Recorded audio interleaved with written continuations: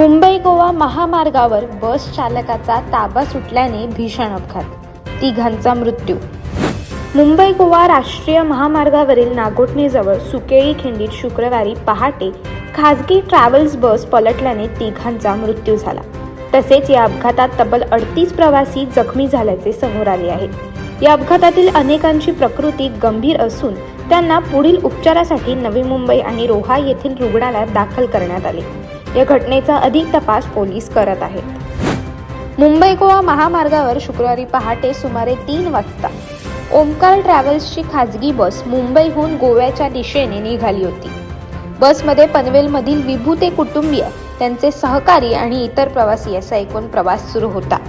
सुकेळी खिंडीत बस पोहोचली आणि अचानक चालकाचा ताबा सुटला।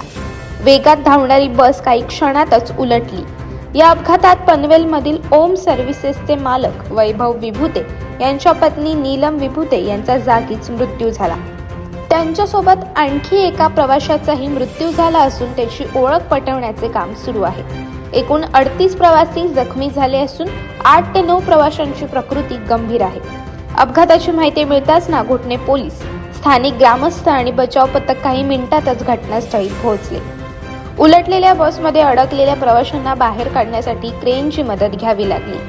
स्थानिकांनीही जीवाची पर्वा न करता मदत कार्य सुरू ठेवले।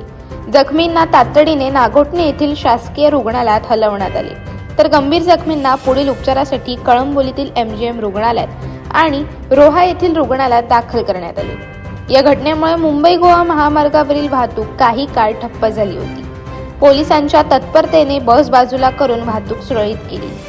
या अपघातामागे नेमकं कारण काय, चालकाचा ताबा सुटला की तांत्रिक बिघाड झाला, याचा शोध पोलीस घेत आहेत। अशाच अनेक घटना आणि बातम्या जाणून घेण्यासाठी सबस्क्राईब करा आमचं YouTube चॅनल KV न्यूज आणि इन्स्टा पेज कृषीवल न्यूजला फॉलो करा।